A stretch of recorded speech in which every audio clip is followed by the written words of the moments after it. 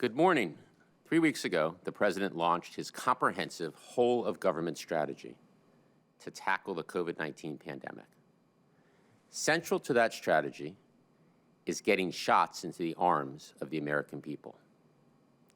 We've been making steady progress over the past few weeks, getting more vaccine supply, getting more vaccinators on the ground, and creating more places to get vaccinated. We are on track to meet the President's goal of delivering 100 million shots in his first 100 days in office. Today, I want to give you an update on our execution against that goal. We'll also hear from Dr. Nunez-Smith, get a state of the pandemic update from Dr. Walensky, and an update on the latest science from Dr. Fauci. We'll then open it up for questions. The President has made clear that we're not going to solve this crisis overnight, but we are using every tool at our disposal to make progress in our effort to put this pandemic behind us. First, we continue to take steps to increase the vaccine supply and get it out the door as fast as the manufacturers can make it. Yesterday, we announced another increase in the weekly allocations of vaccine doses to states, tribes, and territories. We have achieved a 28% increase in the first 3 weeks of the administration. We're helping states administer this supply more efficiently and equitably by providing them with visibility into the supply they will receive over the coming 3 weeks. Second, we're mobilizing teams to get shots in arms. At the President's direction, we're moving quickly to get more vaccinators on the ground, including retired doctors and nurses. We've deployed hundreds of personnel across the federal government, from FEMA to USDA to HHS and other federal agencies, to support vaccination operations nationwide. And we have plans to deploy thousands more. Third, we're creating more places where Americans can get vaccinated. To do so, we've expedited financial support to bolster community vaccination centers nationwide, with over $3 billion in federal funding across 35 states, tribes, and territories. We're putting equity front and center, partnering with states to increase vaccinations in the hardest hit and hardest to reach communities. We've launched efforts to get more vaccines to pharmacies and community health centers. And we're building new vaccination centers from the ground up in stadiums, community centers, school gyms, and parking lots across the country. And the data show that these efforts are working. As you can see on our vaccination progress report, our 7-day average daily doses administered is now 1.5 million shots per day, up from 1.1 million only 2 weeks ago. But let me be very clear, we have much more work to do. This is just the start. Today we have 2 updates on how we continue to increase the number of places to get vaccinated and ensure our response is equitable. First, we are building new vaccination sites. Last week we announced new mass vaccination centers in California, and today I'm pleased to announce that we'll partner with the state of Texas to build 3 new major community vaccination centers in Dallas, Arlington, and Houston, communities hit hard by the pandemic. In Houston, we're building a major site at NRG Stadium. In South Dallas, a new site at Fairst Park. And in Arlington, a site at AT&T Stadium. Together, these sites will be capable of administering more than 10,000 shots in arms a day. We are deploying federal teams immediately to work hand in hand with the state and local jurisdiction. We appreciate Governor Abbott, Representative Sheila Jackson-Lee, Representative Eddie Bernice Johnson, Representative Mark V.C., and Representative Ron Wright. Local mayors and county leaders are also part of this partnership. We expect these sites to start getting shots in arms beginning the week of February 22nd. Importantly, FEMA has partnered with CDC to launch these and other vaccination sites that use processes and are in locations that promote equity, deploying CDC's Social Vulnerability Index. Second on this point, we continue to put equity at the center of our work more broadly, guided by Dr. Marcela Nunez-Smith. Today, we're pleased to announce the members of our Health Equity Task Force. Ensuring that we reach every person in our response is something the President and Vice President feel very strongly about. On his second day in office, President Biden signed an executive order to create this task force, and we could not have picked a better leader in Dr. Nunez-Smith to help drive this work. I also want to note that Vice President Harris's work in the Senate informed the development of the mission and work of the Health Equity Task Force. Then Senator Harris introduced the COVID-19 Racial and Ethnic Disparity Task Force Act to gather data about disproportionately affected communities and provide recommendations to combat the racial and ethnic disparities in the COVID-19 response. Today, that vision becomes a reality as we create this task force to help lead our national response. So now I'll turn it over to Dr. Nunez-Smith. Dr. Nunez-Smith.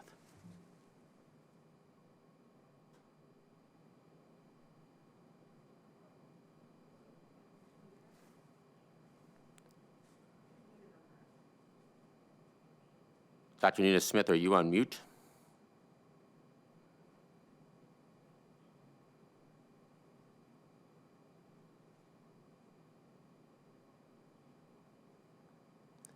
Maybe you can try again, Dr. Nunez-Smith. Okay, we'll start over. That's perfect. Thank you. Thank you. Okay, great. Wonderful. So thank you, Jeff. And good morning to everyone. Shortly after COVID-19 was first identified in the United States, we began to see disparities in testing, in cases, and in rates of hospitalization and mortality. And these inequities were quickly evident by race, ethnicity, geography, disability, sexual orientation, gender identity, and other factors. As the pandemic has progressed over the past year, so too have the inequities. And over the past few months, we've seen new disparities emerge, most notably with regards to access to therapeutics and vaccines. So absolutely, make no mistake about it, beating this pandemic is hard work. And beating this pandemic while making sure that everyone in every community has a fair chance to stay safe or to regain their health, well, that's the hard work done the right way. So President Biden and Vice President Harris have made it clear since the beginning that they are committed to centering their administration's COVID-19 response on equity. And as Jeff mentioned, Vice President Harris set a blueprint for how to advise this commitment during her time in the Senate. And President Biden not only agreed with the necessity of such a task force, as Jeff said, he signed an executive order requiring its formation on his first full day in office. Next slide, please. And today, that vision for a federal COVID-19 Health Equity Task Force officially becomes a reality. Not only am I humbled and honored that President Biden has asked me to serve as the chair of this COVID-19 Health Equity Task Force, but I am truly excited to share that the president has announced the 12 individuals he has selected to serve as non-federal members. These individuals were identified through conversations with stakeholder groups, on recommendation by organizations and individuals, and through the visible effort and expertise they have lent to their communities in the fight against COVID-19. And their bios are available on the Department of Health and Human Services website. But in addition to their noteworthy backgrounds and expertise, these individuals represent a range of racial and ethnic groups and also key constituencies, including children and youth, educators and students, healthcare providers, immigrants, individuals with disabilities, LGBTQ+ individuals, public health experts, rural communities, state, local, territorial, and tribal governments and unions.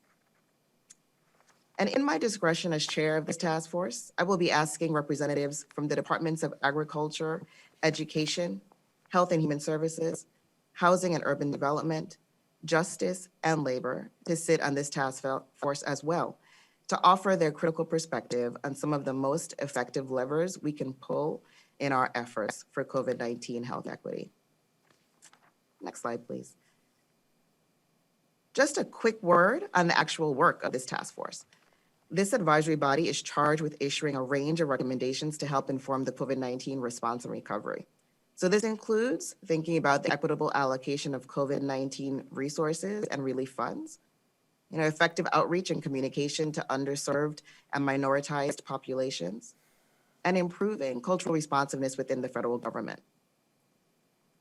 Additional recommendations will advise on efforts to improve our data collection and use, as well as a long-term plan to address data shortfalls regarding communities of color and underserved populations.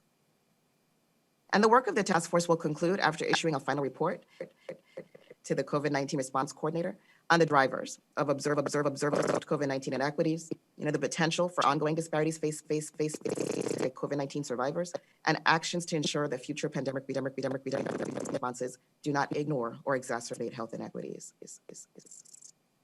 We want everyone to feel connected to this work. So in addition to this COVID-19 health equity task, the administration has already begun, will of course continue.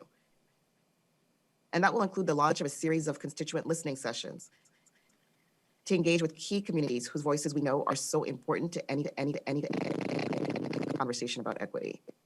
We will always endeavor to engage with every community to inform our necessary to drive positive change. Dr. Nunes. So I just want to issue congratulations to all of the individuals. We're having a little bit of technical difficulty.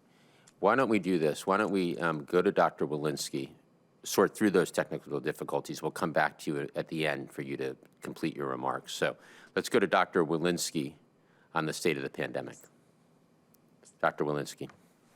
Great. Thank you so much, Jeff, and thanks to all of you again for being with us today.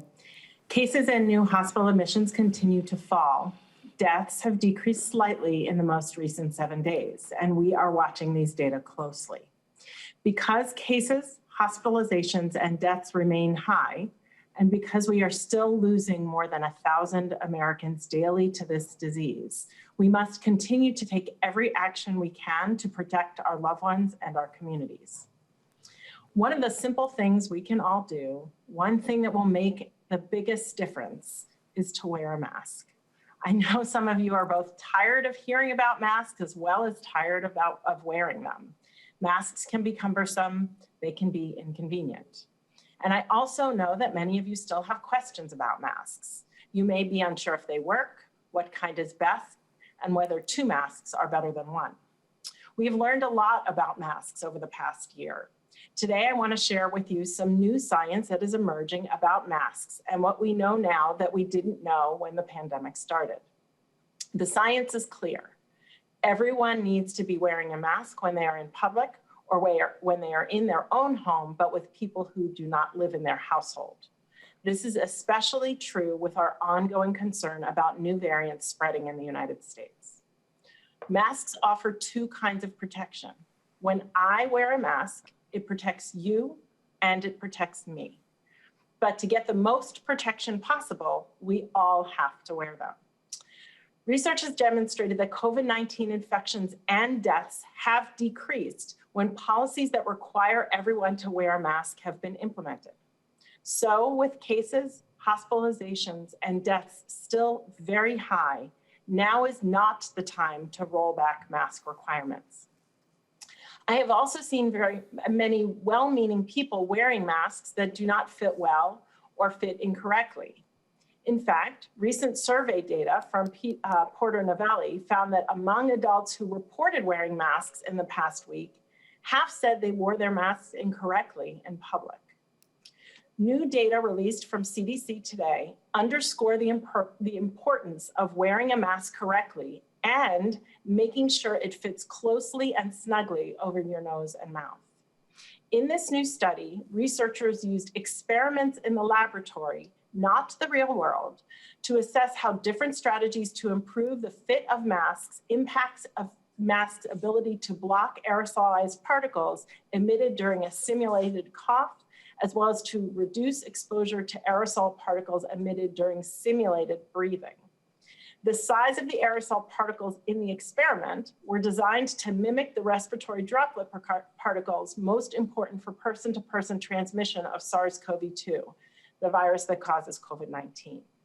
Specifically, the experiments compared the performance of no mask, a single cloth face mask, and a single medical procedure mask with two approaches to improve the mask fit of the surgical mask: wearing a cloth mask over the procedure mask and knotting and tucking the ear loops of the medical procedure mask. In the study, wearing any type of mask performed significantly better than not wearing a mask. And well-fitting masks provided the greatest performance both at blocking emitted aerosols and exposure of aerosols to the receiver. In the breathing experiment, having both the source and the receiver wear masks modified to fit better reduced the receiver's exposure by more than 95% compared to no mask at all. These experimental data reinforce CDC's prior guidance that everyone 2 years of age or older should wear a mask when in public and around others in the home, not living with you. We continue to recommend that masks should have 2 or more layers, completely cover your nose and mouth, and fit snugly against your nose and the sides of your face. I want to be clear that these new scientific data released today do not change the specific recommendations about who should wear a mask or when they should wear one. But they do provide new information on why wearing a well-fitting mask is so important to protect you and others. Based on this new information, the CDC is updating the mask information for the public on the CDC website to provide new options on how to improve mask fit.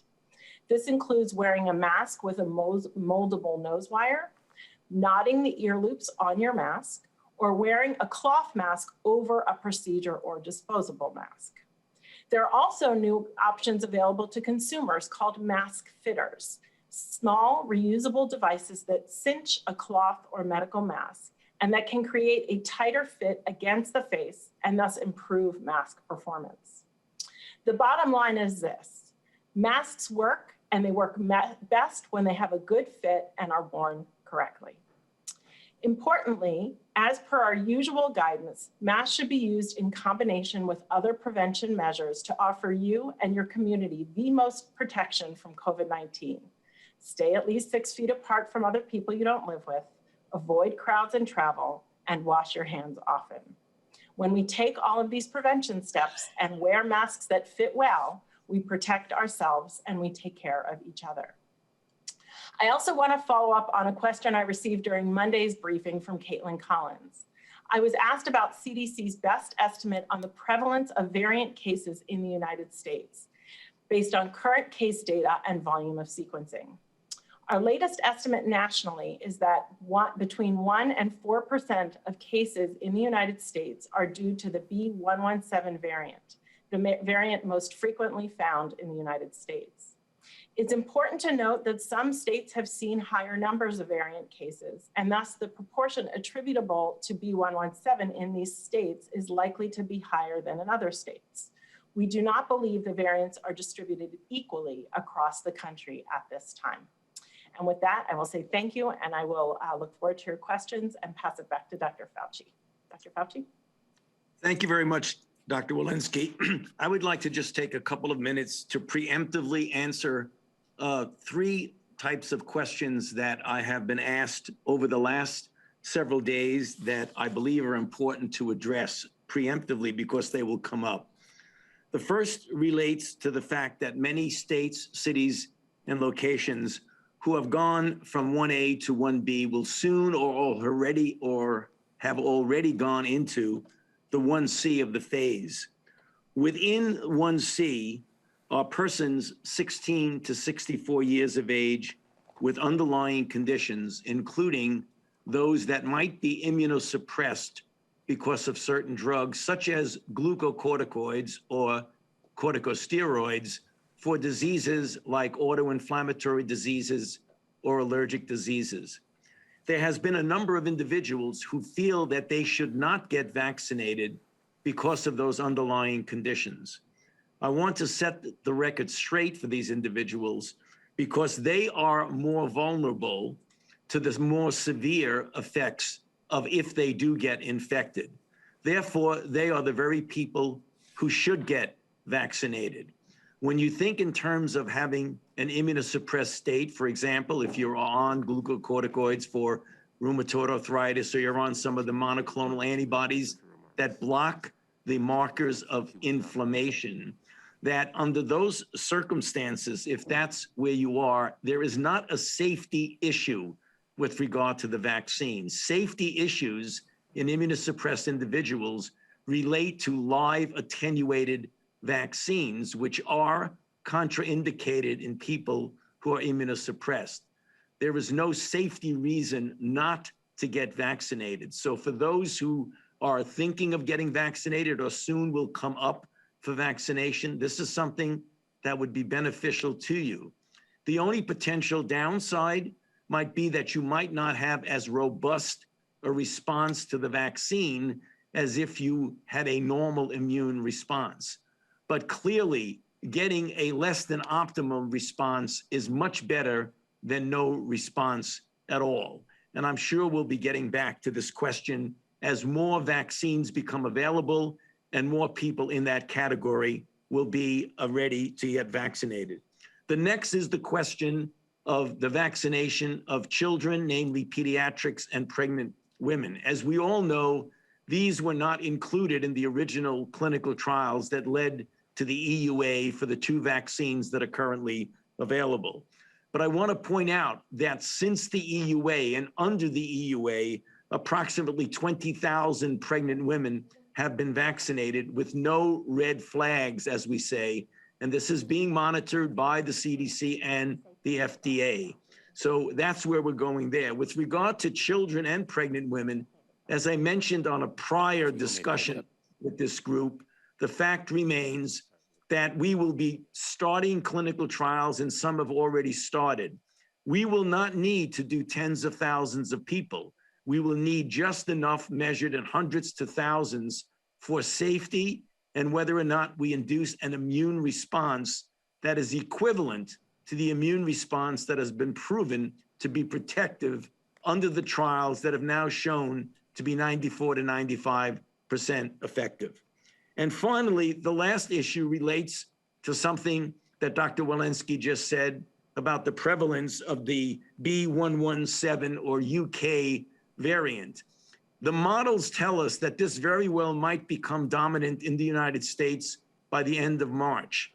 That being the case, we should not despair at that, because there are things that we can do to prevent that. It is not outside of our power to do that.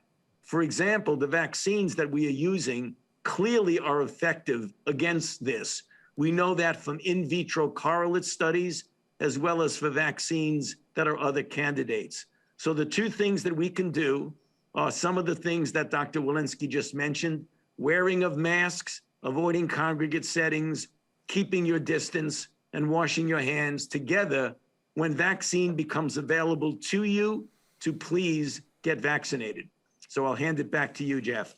Well, thank you, Dr. Fauci. And Dr. Nunes-Smith, I understand that you were at the end of your comments, so hopefully the technical issues are behind us and you'll be available for questions.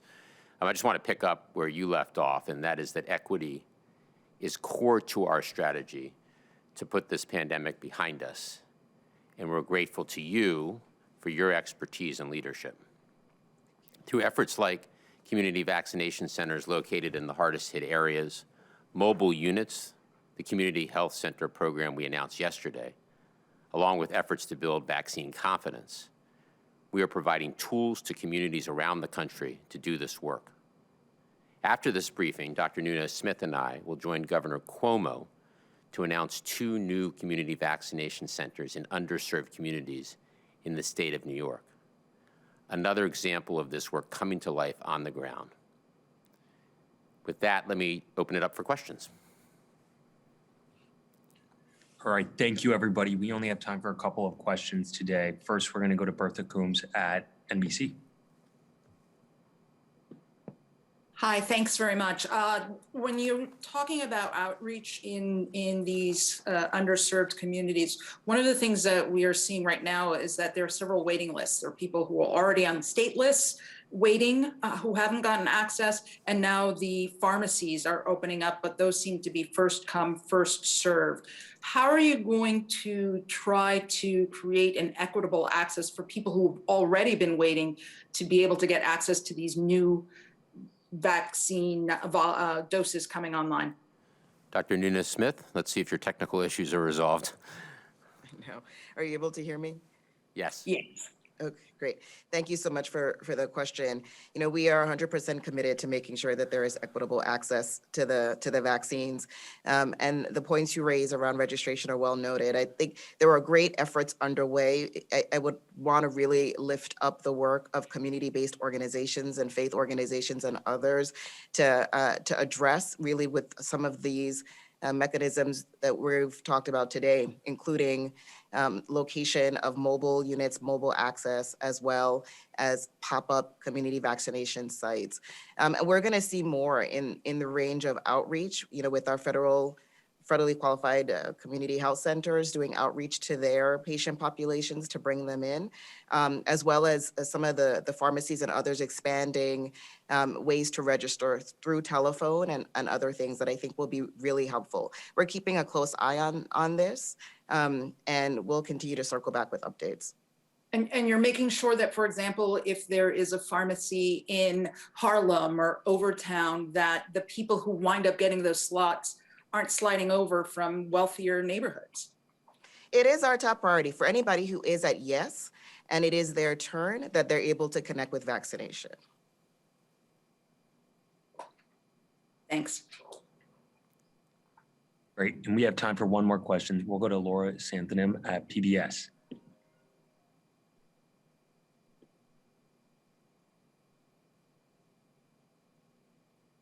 Thank you so much for putting on this this presentation. Can you talk to me a little bit more, or just elaborate on the points about variant prevalence and how vaccine supplies are responding to that?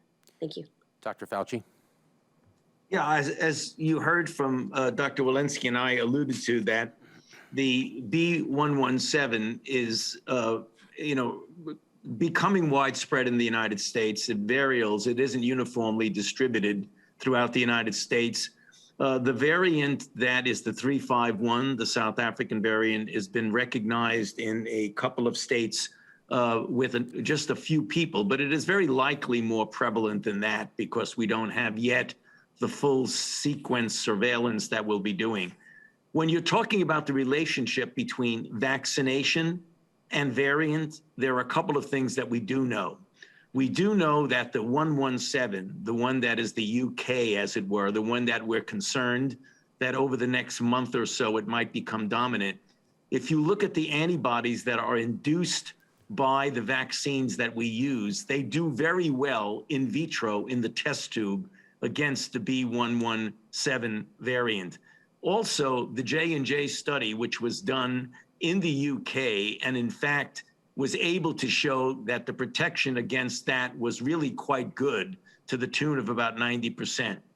The other variant of concern is one that is a bit more problematic, and that is the one that is not yet to any great degree in the United States, although we know it's here, and that's the 351 lineage variant, which is the one that is dominating in South Africa. When you do those in vitro studies of looking at the antibodies that you induce by the vaccines that we use, there's about a 5 to 6-fold diminution in efficacy against that. Fortunately, it stays within the realm of protection. So there is a degree of protection, even though it's diminished somewhat. The good news that we got from other trials, particularly in South Africa, is that even though there was diminution in the effect of protection against mild to moderate disease, when you looked at serious disease, severe disease, particularly hospitalizations and deaths, there was rather substantial protection. In fact, with no hospitalizations or deaths in vaccinated individuals who were infected with the 351. Bottom line is that we have vaccines that work well against it, and obviously we're going to be planning, if necessary, to upgrade vaccines in the future if we ever have to do that. Well, thank you, Dr. Fauci, and I want to thank everybody for joining today's briefing. Thank you.